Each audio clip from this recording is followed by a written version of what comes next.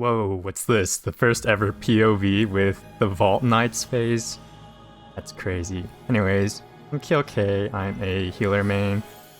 I have a lot of POVs uploaded for other fights, like UCOP or Top or Savage, but I haven't done one for DSR White Mage yet.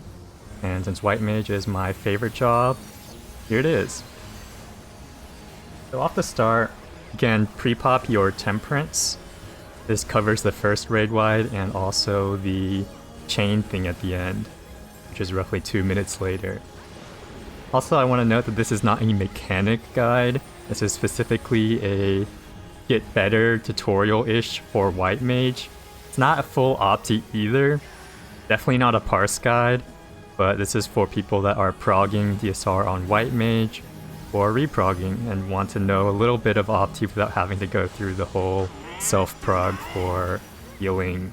So the main thing for phase 1 is just do the mechanics and make sure people don't die. And spam Medica 2 basically after every raid wide, because this phase doesn't count for your parse, which is a little silly to say, but you'd be surprised how much people are okay with GCD healing when it's not counted for your funny number. Yeah, phase 1, just do the mechanic, make sure everyone's full HP for everything, and your job will be complete. What I like to do in phase 1 actually is to hold my Blood Lily until the very end, just in case people fail to kill the two dudes at the same time, which is probably the most common way to wipe in phase 1 in DSR. So I didn't do it in this pull, but you get the idea.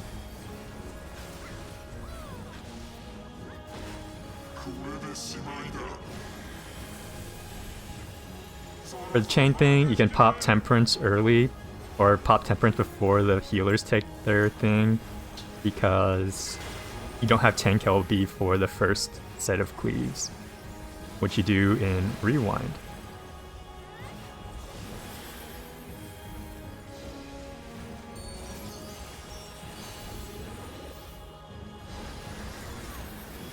Anyways, that was phase 1. Not a whole lot to it, but just keep everyone topped. Don't be afraid of GCD heal. Spam Medica 2 like crazy. Okay, and now for the rest of the fight.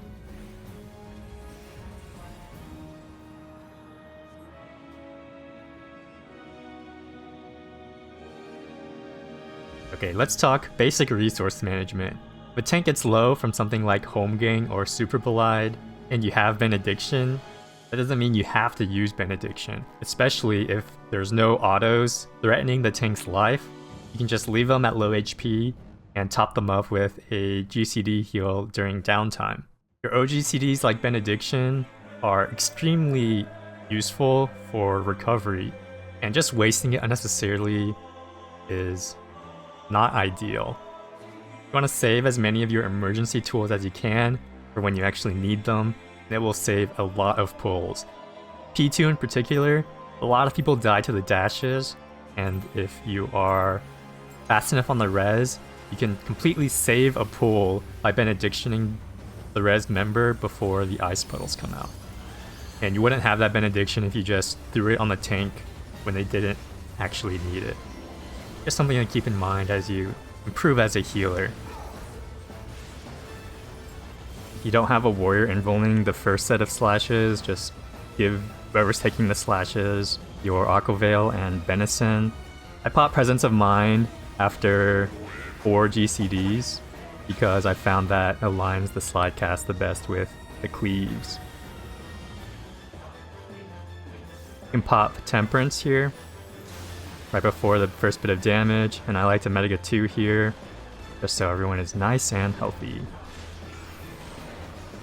You want to dump your lilies here to start the next uptime with a Blood Lily, because more damage.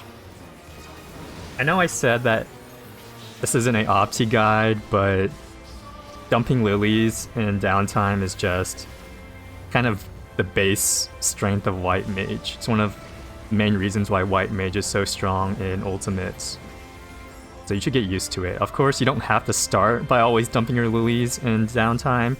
should slowly get comfortable and dump more and more each time, because lilies are your best healing tool. You never want to be dry when you actually need them. Ultimates have a lot of downtime, and you should be topping everyone up in every bit of downtime with Medica 2 or Cure 3. There's literally no reason not to, because you can't do damage anyways with your GCD. For this gaze mechanic, you need to heal between the gaze damage and the stack jump. Either save a Lily for an instant heal, or precast a Cure 3. If you don't heal your party here, you'll probably die to damage. And it's in downtime, don't be lazy. Here, make sure your Blood Lily is charged for the next reopener.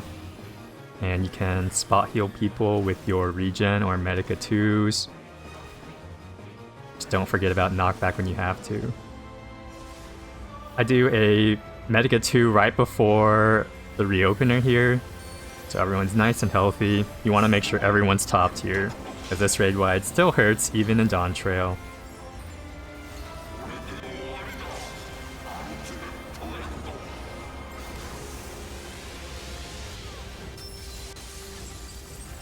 And you want to kill this guy. As soon as you kill him, you can dump your 3 lilies here to start with a Blood Lily. But like I said before, don't do it on your first time seeing it, because lilies are a very important prog tool. You only dump your lilies when you're comfortable with healing the fight without it.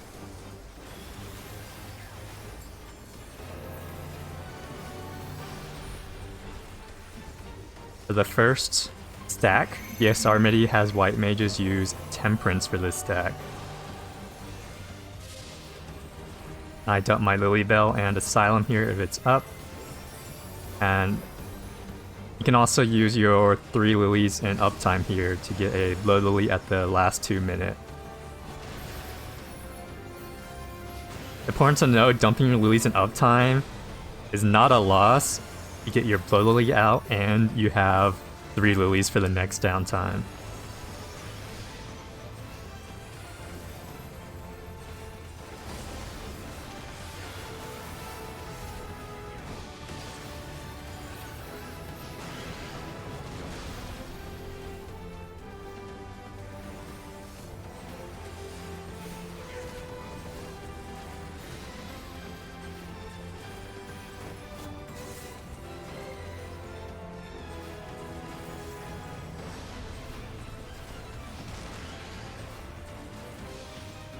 Give the main tank here some love. The autos here hurt.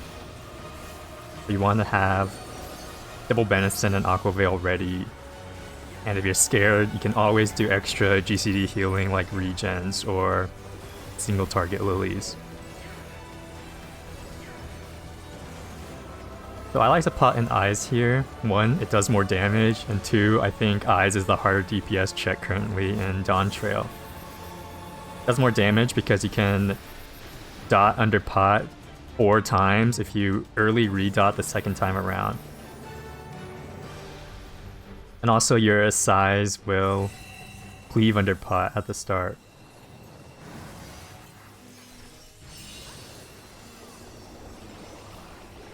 Check your chain. NA strats have healers start with blue. I Medica 2 in uptime because this is a very scary bleed and I do not want people to die to the orb pops.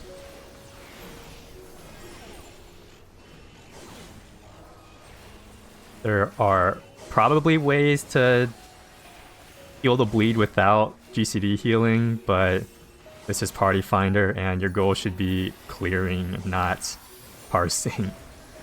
And for the dives, you want to make sure the people taking the dives are full HP because they also do a lot of damage.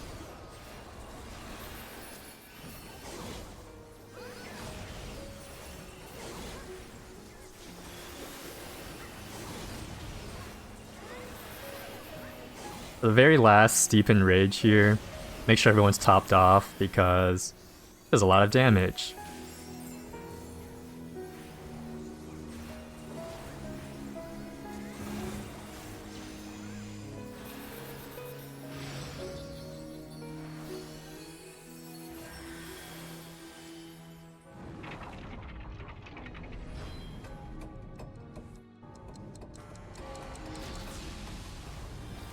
Medica 2 here before the pull.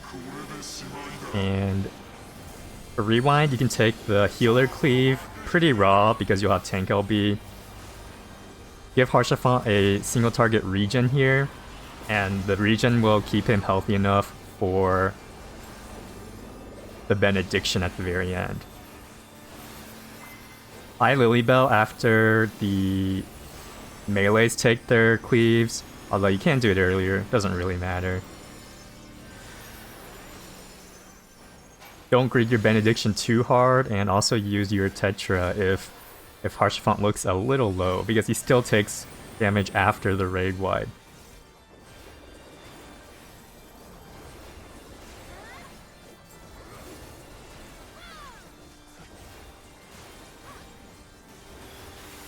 You can dump your Lily before phase 5 here, but you don't regen enough Lilies to actually fully utilize it in downtime, so it doesn't actually matter here. And it's nice having Lilies around because the two mechanics in phase 5 are actually pretty difficult to heal without Lilies.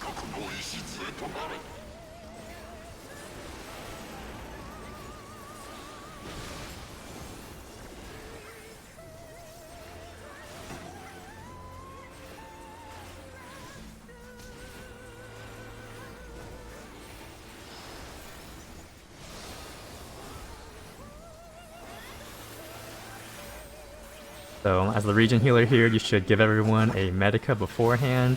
Look at your party list and spot heal anyone that took extra damage from either the dashes or the dive.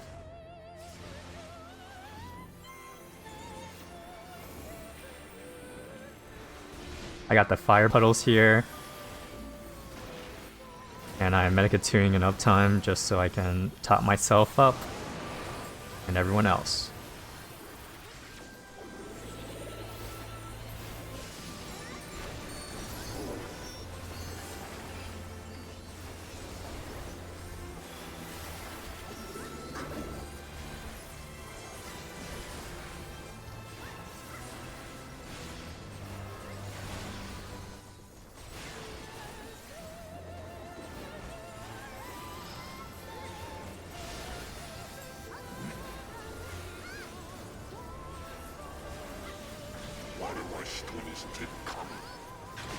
Death of the Heavens. I get 2 in downtime as usual, and you can pop your Temperance here and it'll be up in time for Wrath Flames. The single most important Temperance usage in the fights. Actually, maybe that's more than one. Doesn't matter, you can use both. As healers, if you get dooms, you're probably going to be on the edge, but don't forget to bait your circle marker. And I also pop meteors here because of the size cleave on meteors. We love Juicy Pad.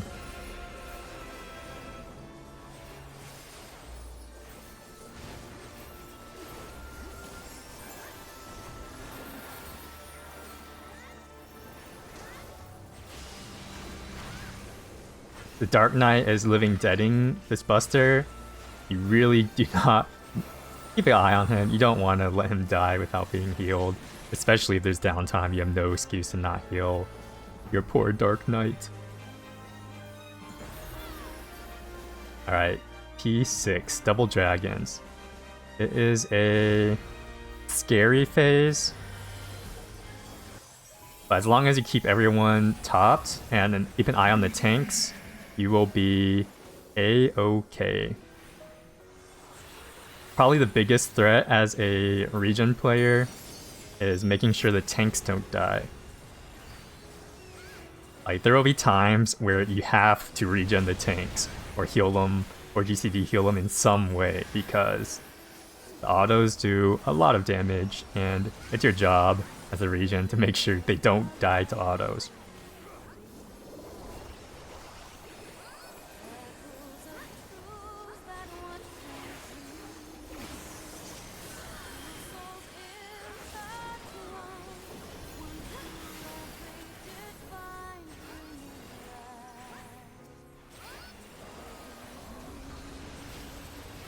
Like right here, the Dark Knight takes a lot of damage, and instantly drop a Benison and a regen on him. Stay out of the middle for the rot passes. If you get clipped by it, then it's pretty much an instant wipe as a healer. For anyone, really. The rot flames, you want to Temperance, Lily Bell, optionally have Asylum and as many Lily charges as you can, because you will not have time to glare while you're running around, and AoE Lilying is a way to keep your party alive and a way of rolling your GCD. Second Nakafa stack, make sure the dragon's HPs are balanced, and also make sure your party is full HP here.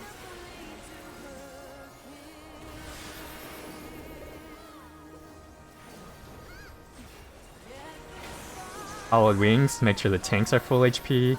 Give your tanks Benisons or Aqua Veils as necessary.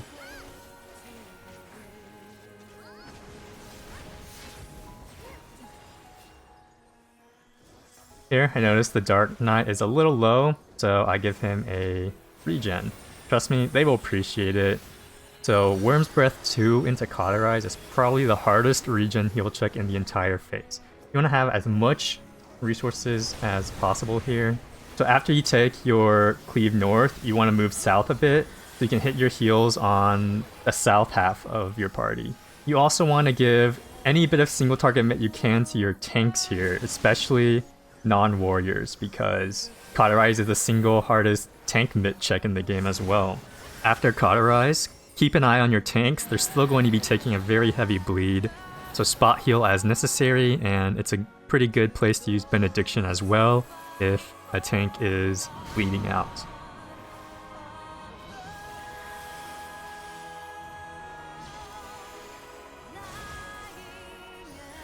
Okay, so this transition, it's pretty easy. You just press Medica 2 if you don't have Medica 2 running, and then you press Cure 3 if you still need more HP. So second bleed, our Medica 2 is falling off, so I press Medica 2, and then you want to make sure your party is full HP as soon as the bleed falls off. I use a Cure 3, and I give 2 Benisons to the squishiest people in the party. So that was just unfortunate. The soil was a little misplaced and people were not in it. Unlucky.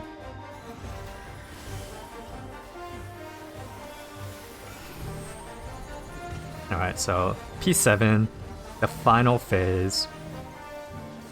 Main things to keep in mind, tanks will take heavy auto damage.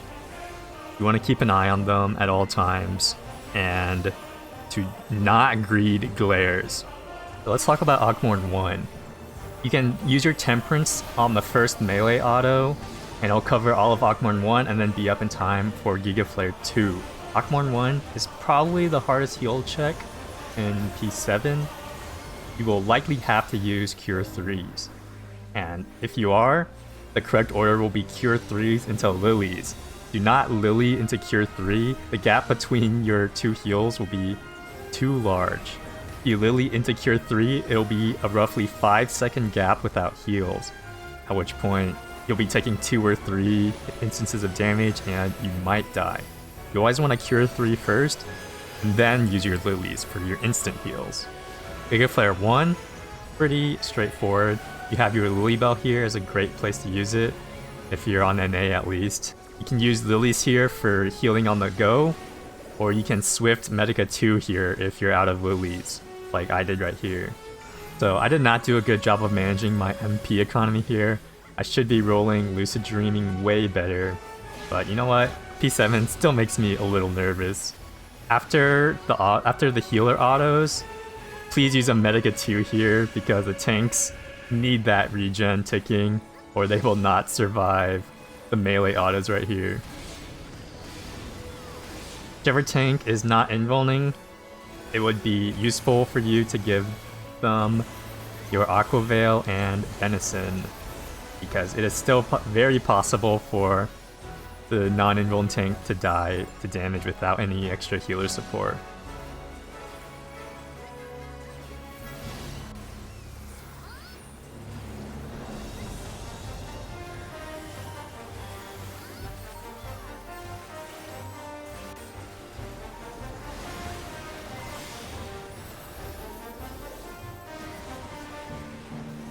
I use a cheeky dash here for some casting up time.